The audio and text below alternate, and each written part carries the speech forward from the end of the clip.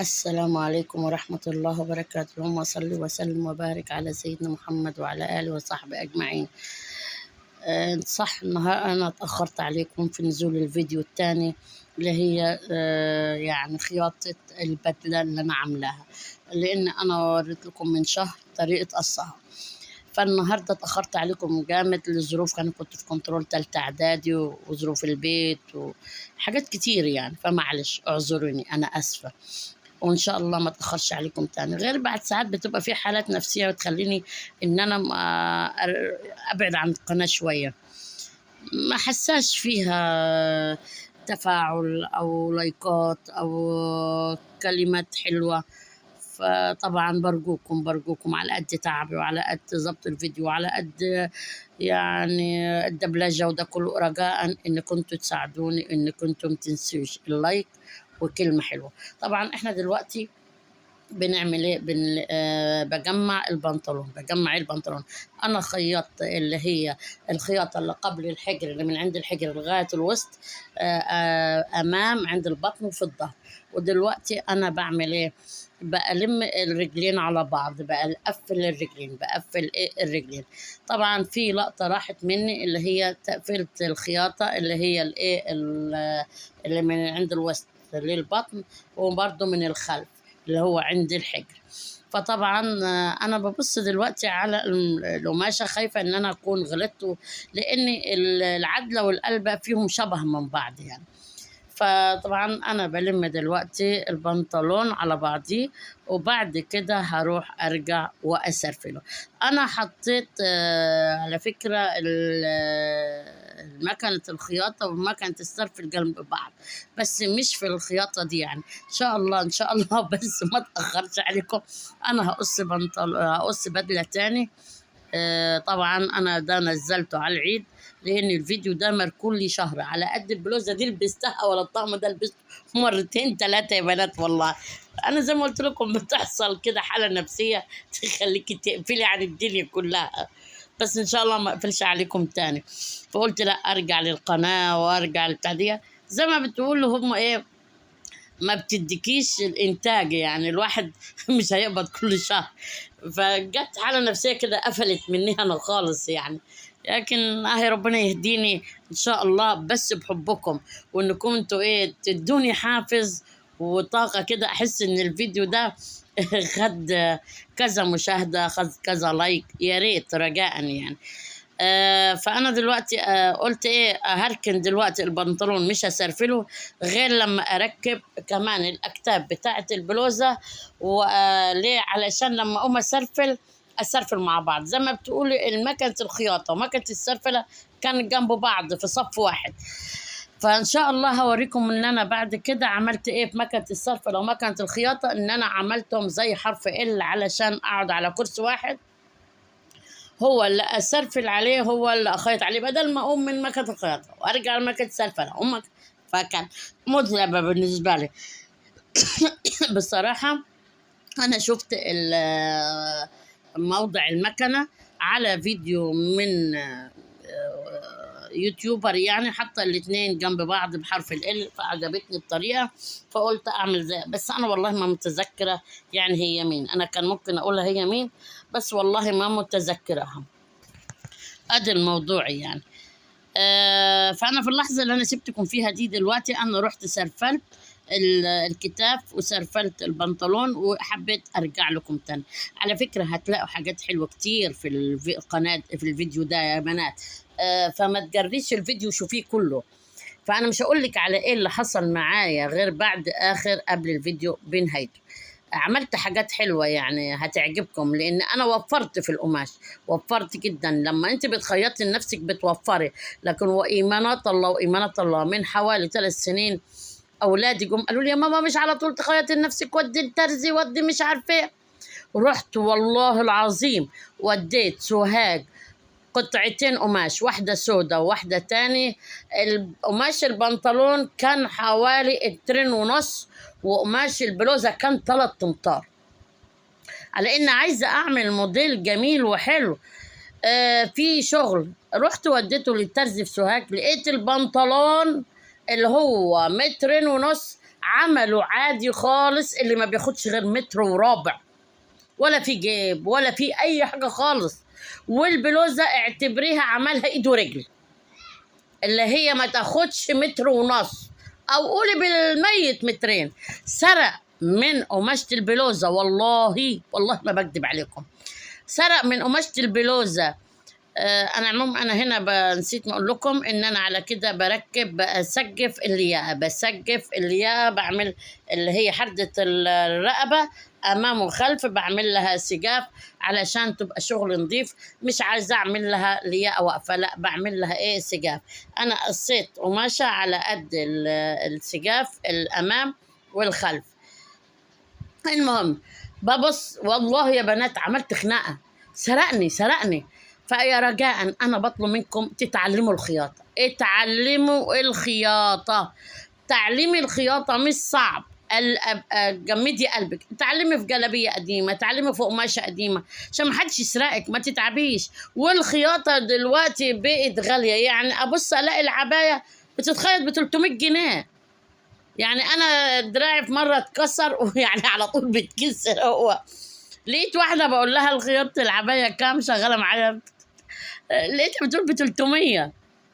يعني مش عارفه زميله يعني بتقول ب 300. البنطلون بكام؟ قالت ب 150. يا لهوي، لا لا لا لا لا لا. انا يا ابويا هرجع واخيط لنفسك وربنا يديني الصحه. فالواحد هو بيتعب، بس ان انا بكسل، على ان انا موضوع التصوير بياخد وقت والله.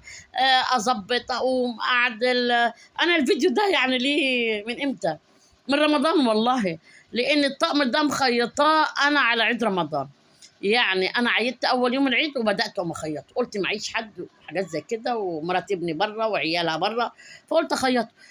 نزلت الفيديو وقلت بعد ايه يومين ثلاثة هنزل الفيديو الثاني بتاع الخياطة. معلش يلا. المهم خلينا في الفيديو. طولت عليكم وحكيت، معلش، بس اوعي تزعلوا ان الفيديو طويل، هو بس ايه يعني انا حبيت احكي معاكم كده. فطبعا انا دلوقتي بظبط ايه انا بمسك المقص وانضف اول باول. طبعا انا بمسك السجاف اللي هي الامامي مع الخلفي واوصلهم مع بعض عشان يبقى قطعة واحدة، ما تبقاش واحدة طالعة عن التانية.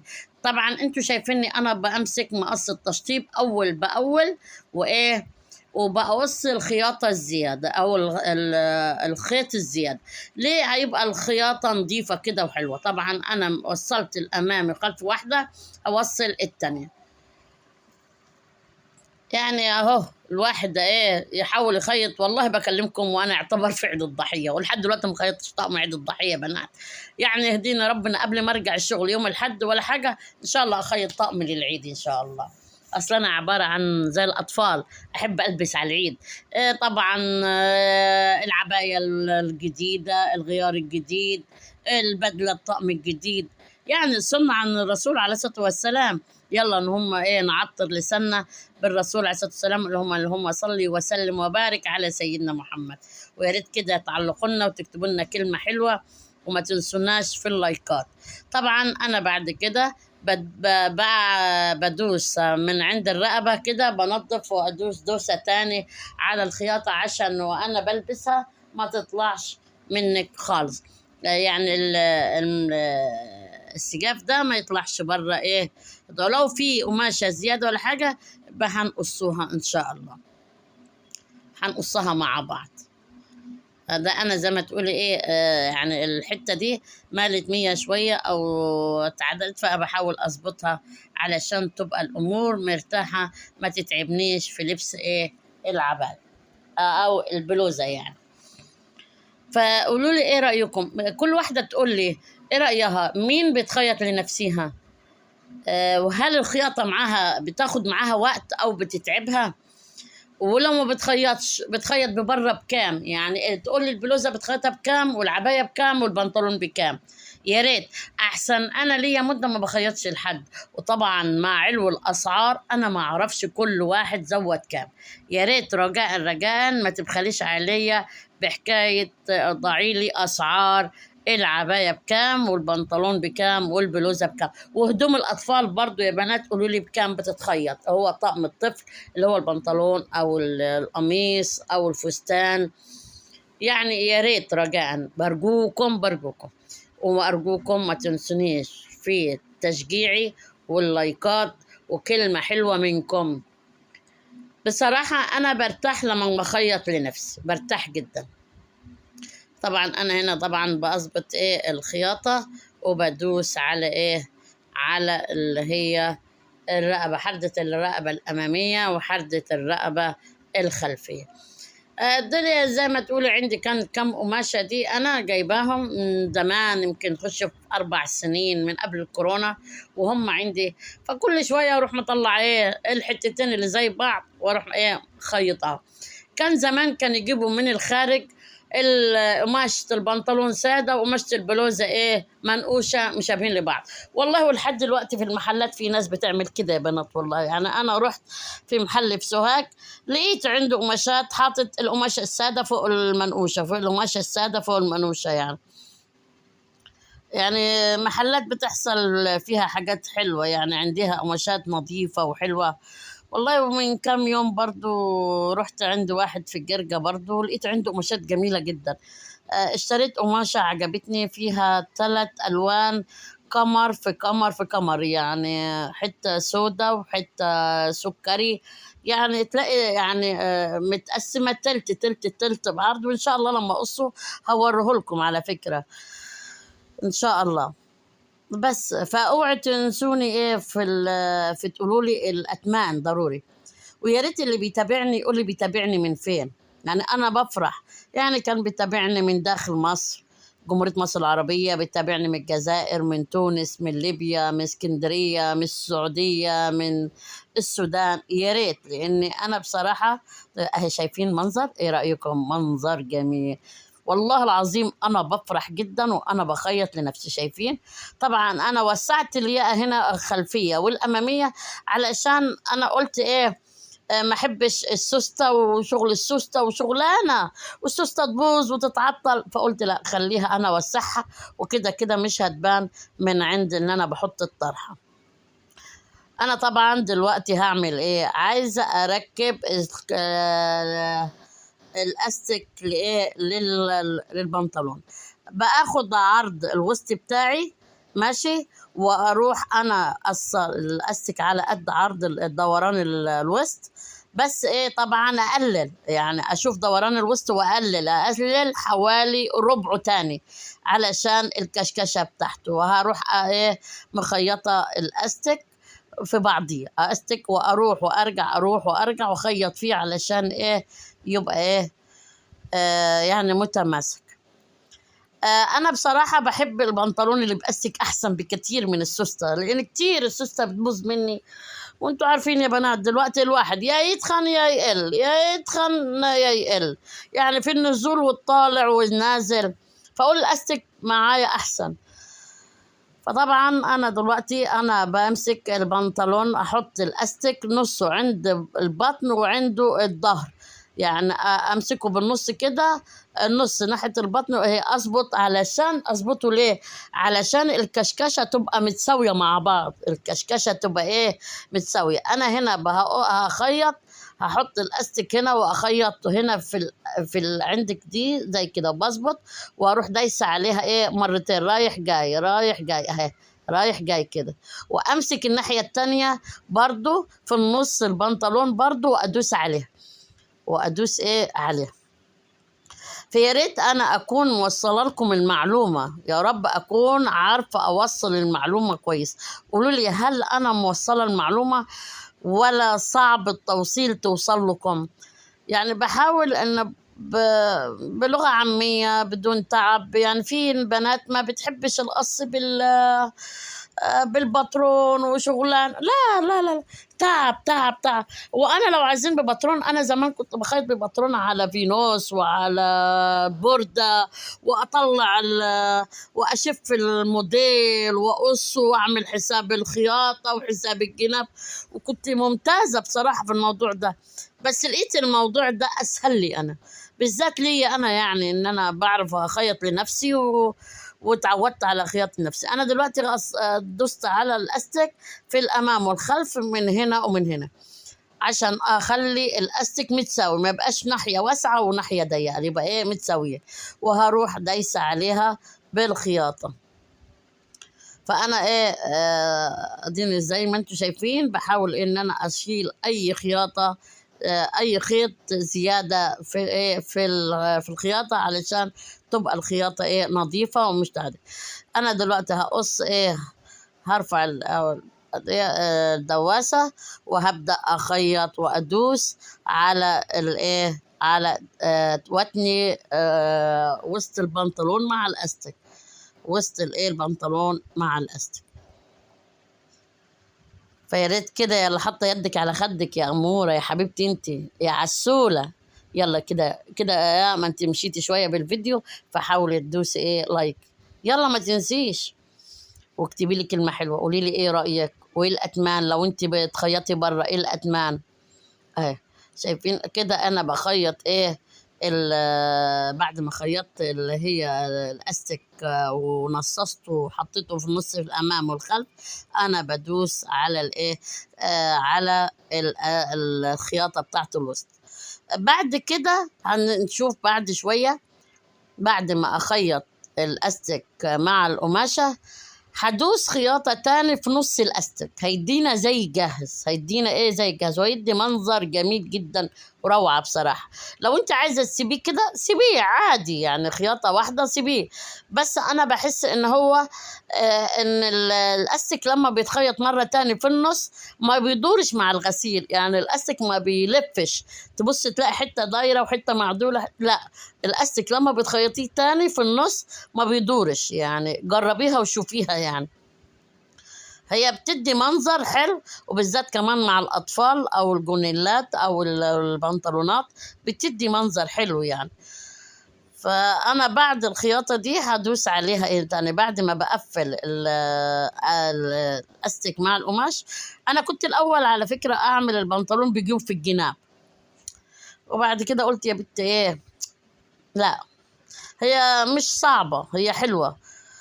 بس يعني أنا هرفع البلوزة عشان أحط جيب، لا أنا بدل ما بمشي بالشنطة ومعايا الشنطة خلاص فيها كل حاجة يعني. بس اوعي تقولوا عليا حكاية ورطاطة، أزعل منكم. أنا بحبكم فبحكي معاكم، معيش حاجة إن أحكي إيه غيركم انتوا يعني. إيه رأيكم؟ شايفين ادي ايه الخياطة إيه كده ايه، هطلعها من تحت الدواسة عشان ادوس على ايه، هنشوف مع بعض. هظبط كده واظبط الكشكشة وهدوس مرة تانية. طبعا انا بقول لكم ان انا بمسك المقص واقص ايه اي خياطة زيادة عشان يبقى خياطتي نظيفة وحلوة، تبقى خياطتي ايه نظيفة وحلوة. شايفين المنظر؟ ايه رأيكم؟ ممكن تسيبيه كده، ده حسب ذوقك، كل واحد حسب ذوقه. بس انا بنصحك ان تدوسي عليها تاني عشان الاستك ما يبرمش منك وانت بتغسلي، انا باكد عليك. بس لكن انت عايزه تسيبيها تسيبيها، فيهاش حاجه. انا رحت حطيت كده الدواسه ودوست عليها في النص، هتدي منظر جميل. واظبط كده ايه الكشكشه كده بالراحه. طبعا انا شلت صوت المكنه عشان ما يضايقكمش. شايفين المنظر؟ ايه رايكم؟ شايفين المنظر؟ شايفين؟ ايه رايكم؟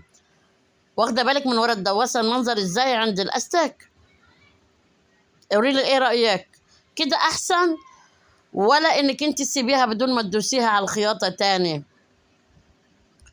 انا بتريحني كده. قولي لي برضو ايه رايك انت، هل انك انت تدوسيها كده؟ شايفين المنظر؟ يعني انا عايزاكي تاخدي بالك من المنظر، ايه رايك؟ اهو، ومش هتاخد معاكي وقت هي، يعني انك انت تأكيد بس عشان الخياطة بتاعتك تبقى نظيفة وحلوة زي جاهز بالظبط. بس كده، اهي خدت وقت خدتش، يعني انا ماشية معاكم بالفيديو واحدة واحدة. يمكن حاجات بسيطة اللي انا بستعجلها، بس اللي هي ايه، لو حاجة عملتها أنا زي مثلا كم، عملت كم، بعمل كم واحد بستعجلكم كده. أنا البنطلون كده بتنيه تحت، كده بتني ديل البنطلون. بعد ايه بقى كده خلصنا البنطلون يا بنات. هوريكم ديل بنطلون واحد والديل التاني انا هعمله مع نفسي. هعمله ايه مع نفسي. كده خلصنا ايه البنطلون الحمد لله، والشطب وخلص خالص، وجه سهل جدا. البنطلون التاني انا استعجلت وايه، ورحت ايه دوست عليه وعملت ايه تسريع في الفيديو عشان ما ياخدش وقت. مش عايزه الفيديو يبقى واخد فيه وقت، لان في ناس قالت لي ما بنحبش الفيديو الطويل. فمعلش انا وريت لكم تانية رجل، والتانية استعجلت فيها، لان هي مش مستاهله. يعني هي 1 سنتي يا سنتي ونص، بدل ما البنطلون متسرفل. انا ما بتنيش تانية مرتين، بتني تانية واحده بس بدل ما بالسرفل. كده البنطلون خلصناه واخر تمام. طبعا جايين نعمل ايه بقى البلوزه دلوقتي. ادي الكم بقى، اجي في النص واروح عامله علامه زي سمبوكسه كده صغننه عشان احطها عند الكتف، يبقى الكم متساوي الخلف زي الامام. بقى اقص حته صغننه كده، زي باخد علامه وبعملها زي يعني زي المثلثه كده صغننه. واروح ادينا هجيب دبوس حطها قدامي عند المرايه كده، حاطه مرايه فيها دبابيس، واروح حاطه على فكره بركب الكم والبلوزه كلها مفتوحه، مش بقفل البلوزه في الجناب، لا. بحط يعني في ناس بتقفل الكم على البلوزه وهي مقفوله، لا انا بحط زي جاهز. احط الكم على البلوزه وهي ايه، وهي مفتوحه خالص. يعني ببدا هي حطيت الدبوس في الكتف، وابدا امسك من بدايه تحت الباط اللي هي حردة الباط ومع حردة الكم، وابدا اخيط على طول. على فكرة استنوني هوريكم حاجة فضلت من القماش وعملت ايه، ويمكن ايه ما شايفينها في بداية الفيديو الاولاني. فهوريكم ايه اللي عملته انا. ما تستعجليش وما تجريش الفيديو، وشوفي انتصار عملت ايه من فضلات القماش، لمت ايه وعملت ايه. فاصبري شوفي، ما ايه فايدة انك انت بتخيطي لنفسك، هتشوفي. طبعا احنا بنركب الكمام دي اهو، اللي هي الكم كله اهو. لو عند الكتف زادت يعني زيادة ولا حاجة، اديها كسرة من عند الكتف، كسرة من الناحية الأمامية والناحية الخلفية، يعني من عند الصدر ومن عند الظهر كده، هنا كسرة وهنا كسرة. هتيجي زي الكولونة، عايزة تديها زي الكولونة، عايزة تديها كسرتين ورا بعض، برضو ده حسب ذوقك. عايزة تدي الاتنين في وش بعض، عايزة تدي الاتنين ورا بعض، عايزة تدي الاتنين عكس بعض، حسب ذوقك. يعني الكسرات دي حسب ذوقك، يعني ممكن تدي كسرتين 3، برضو حسب زيادة الكم عشان تظبطيه مع ايه، مع الكتاف بتاعة الكم. كده ايه ادينا بنبدأ ننهي كم واحد. نهينا كم احنا اه. التاني هسيبه ايه وهعمله مع نفسي. كده ركبت انا الكمين يا بنات، لان عملت واحد تاني مع نفسي عشان قلت لكم ما احبش اطول عليكم. طبعا انا بحب بطلت حكايه الاساور. انا كنت البلوزه الاول اعمل لها اسوره وزراير وشغلانه. دلوقتي بصراحه يمكن مش عارفه انا عملت فيديو على القناه دي ولا لا، او القناه التانيه. المهم كنت اعمل اساور الاول، دلوقتي قلت لا اساتك. ليه الاساتك؟ انا لو في الشغل وطولت في الكنترول او طولت في التوجيه او في المدارس، وبعد ساعات اروح مسائي ولا اي حاجه، فانا بحب اتوضى واصلي، فلسه هتفك الزرار ولسه لا. الاستك بترفعيه لغايه كوعك وتتوضي وتصلي. وبصراحه وكمان موضه واشيك بصراحه. كل واحده برضو تقول لي ايه رايها، هل الاستك احلى ولا الاسوره احلى؟ في ناس تركب اسوره بنفس الاسوره بقماشه البنطلون، وفي ناس تركب اسوره بزراير، وفي ناس تعمل اسوره لغايه تحت يعني اسوره حوالي 20 سنتي. كل واحده تقول لي ايه اللي بيعجبها. انا بالنسبه لي الاستك اهي. بعد ما ركبت الاستك انا ورحت دايسه عليه تاني وتنيته علشان ايه يبقى كده ايه مخلصاه اهي. وادي الكم التاني برضو وانتوا شايفينه يعني مجري الفيديو عشان والله ما ياخدش وقت وما تتضايقوش مني. اديني كده بقى خلصت الكمام في الاساتك. هبدا اقفل الجناب، اقفل ايه الجناب بتاعت البلوز. والله يا بنات ما خدش كتير، ما خدش كتير، يعني يمكن النص ساعة اللي شايفينها دي أنا يعني في حاجات ظبطتها، اقوم اقعد معلش هي كان الفيديو ساعة، بس انا حاولت وظبطته على ان اعمله لكم 34 دقيقة. يعني حاجات لضمة ابرة، خيط، حاجة زي كده، فايه يعني انت اديها ساعة لخياطة البلوزة، اللي هو الطقم كله، خياطة البنطلون والبلوزة ادي لها ساعة. لكن لو الامور مظبطه والاوضه رايقه والمكنه شغاله دي ودي ومحضره المكوك اللي انت شغاله بيها، هتحتاج 2 مكوك، فمش هياخد معاك وقت ان شاء الله. بصراحة أنا برتاح نفسيا في خياطة الهدوم لنفسي. أنا طبعا وأنا بخيط بقفل الجناب، أنا سبت حوالي من 20 ل25 في الجناب. عملت البلوزة زي الجماعة الهنديين، سبت فتحة من تحت 25 سم، لأن البلوزة طويلة لغاية بعد الركبة، فقلت لما أدي فتحة بسيطة 25 سم ما فيهاش أي غلط، لأن أنا حاجتي كلها طويلة والحمد لله.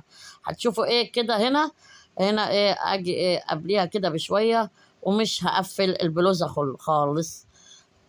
طبعا بعد ما اخلص لغايه يعني بصوا اهي، شايفين ملاحظين ولا لا؟ رحت سحبه البلوزه، ملاحظين ولا لا؟ ما قفلتش لغايه الديل خالص. نفس الحكايه نفسي في الجنب التاني، في نفس الجنب التاني كده. خلصت البلوزه انا وسرفلتها كمان. ما بحبش اجيب لكم موضوع السرفله دي، عشان هقوم من على الكرسي ده واحط على الكرسي ده. انا بقول لكم ان شاء الله في في موديل تاني ان شاء الله ايه هوريكم السرفله وانا شغاله هنا، وان شاء الله. بس لو انتوا حبيتوا، يعني دلوقتي بقيتني اللي هو الفتحه اللي في الجناب، واخدها داير ما يدور بالديل بتاع البلوزه كله. يعني مسكت من عند بدايه الفتحه الجنب، وهتلاقي تسحب كله وتنيت البلوزه، لاني انا سرفلتها اصلا. فقلت لكم ايه، لو انا هوريكم كله والله الفيديو هياخد ساعه ونص، فما بحبش اضايقكم. فاللي عايز يخليني اوريه كله، اللي عايز يخليني ان انا اوريه مكنه الخياطه اتحطت ازاي والسرفله ازاي وده كله، يقول لي. ادينا خلصنا البلوزه خالص، شايفين المنظر اهي. ايه رايكم في لون البلوزه يا بنات؟ وايه رايكم في خياطتي؟ يا ريت كل واحده تقول لي رايها في حاجه كده. التعليقات الكتير والكتابه الكتير بترفع من الفيديو. رجاء لنفسي الفيديو ده تاخد 1,000,000 مشاهده. ويا ريت اللي داخل على القناه جديد يا ريت يدوس على لايك، ويا ريت اللي اول مره يشوف الفيديوهات يا ريت يشترك. شوفين المنظر، دي ترابيزه انا عندي اقص عليها، اخيط عليها، كنا في رمضان ناكل عليها. ده البنطلون طبعا، وهتكوه بره كويه حلوه كده مظبوطه. ايه رايكم؟ امم اه شايفين؟ على فكره البنطلون ساده والبلوزه منقوشه فيها نقشه بيضه بسيطه، يعني يا بنات، يعني فاهمين ولا لا؟ هو القماشه جت كده، يعني جت مع بعضيها من الخارج على بعض كده.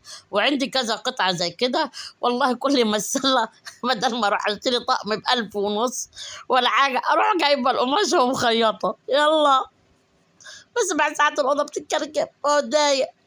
فين وفين لما روق، يعني على العيد والله روقت الشقه كلها ومسحتها كلها ما عدا المشغل. الوحيد ما دخلتوش. ان شاء الله هخيط قبل التعديه وهروقها وايه.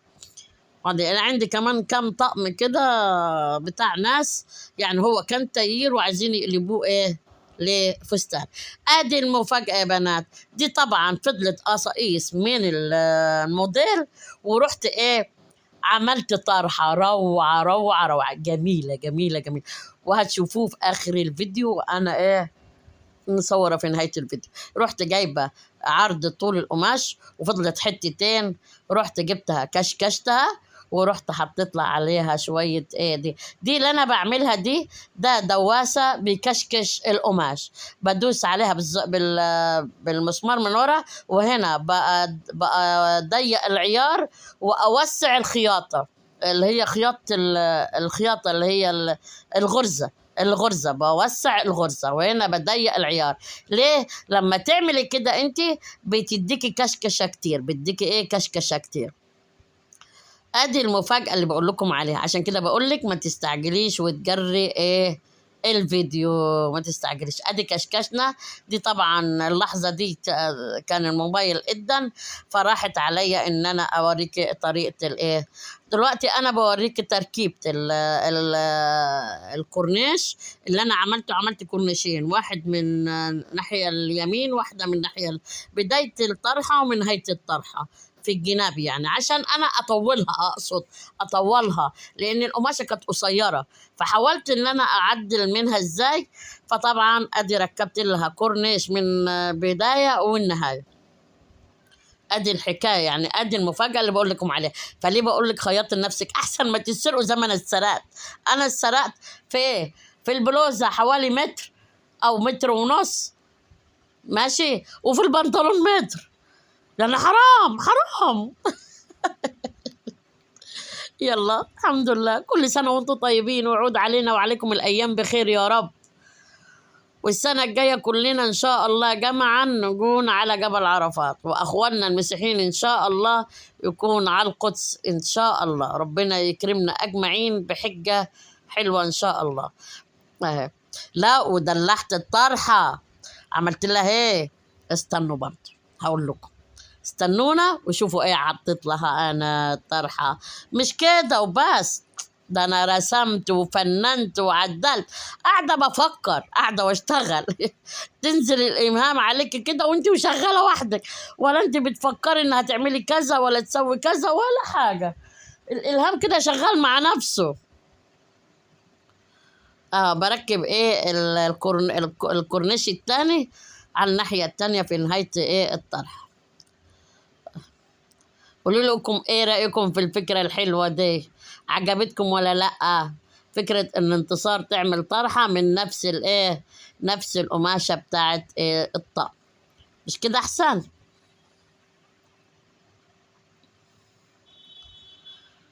ايه رأيكم؟ يعني الواحد ماسك المقص معاه كده، بظبط الموديل، بظبط الكورنيش على الطرحة، يعني عشان ما فيش حاجة تميل حاجة تقطع، وغير الكشكشة تبقى متساوية، لأن ممكن فلتت مني كشكشة ولا حاجة وهي المكنة بتكشكش ايه الكورنيش.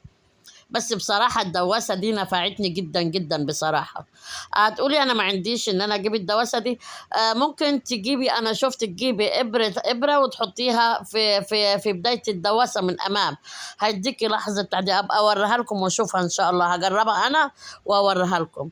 لأن هي الدواسة أنا جبتها من حوالي 5 سنين 6 سنين بحوالي يمكن، والله الراجل ادهاني ب45 جنيه، يعني حرام.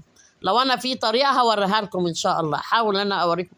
دي بقى كمان المفاجاه، رحت جبت فل عندي انا بجيبه بحطه للملايات والحاجات زي كده التزويق، ورحت حطالك فل في ايه، في نهايه الطرحه كلها حوالين داير، وفي الحته اللي في النص عنديها الكلب. ركبتها حوالين داير كلها ودلعت الطرحة وخليتها حلوة جدا، لأن أنا بلبس خمار مقفول كده من هم الصغيرين دول. جايبة كام قطعة، دي ألوان بيضة، كحلي، يعني حسب الموديلات. ودي رحت إيه بلبسها زي منظر يغطي الصدر كده والظهرية فقط لا غير يعني. يعني يمكن بتشوفوه الخمار البسيط ده، اللي هو الخمار اللي هو بيتلبس ده زي الخمار الكبير اللي بنصلي بيه، زيه شبهه بس صغير وبحطه من جوه بس. فتعالوا كده نشوف بقى الموديل كله على بعضيه. شايفين المنظر اهي، ادي الموديل اهو، وادي البلوزه اهي، وادي طريقه عمل الاستيك اهو. شايفين منظر الاستيك حلو ازاي؟ على فكره الركنه دي انا عملتها، هتلاقوها في قناه انتصار عرفه، وانا المخيطه القماشه دي كلها اللي هي بتاعت الكنبه اللي انتم شايفينها البيج دي. وشايفين ادي اللي بقول لكم، ادي الطرحه شايفين معموله ازاي، وادي الكلفه حوالين داير، حطيت حوالين داير الطرحه، وادي الخمار اللي بقول لكم عليه لابساه الابيض انا من فوق ده، اللي هو حطاه ايه بسيط، ده بيبقى قطعه واحده يعني. شايفين؟ وده طبعا كده لمينا الباقي على بعضيه. يا ريت ما تنسونيش كده في لايكاتكم وتشجيعكم. السلام عليكم، استودعتكم عند الله لا يضيع الودائع.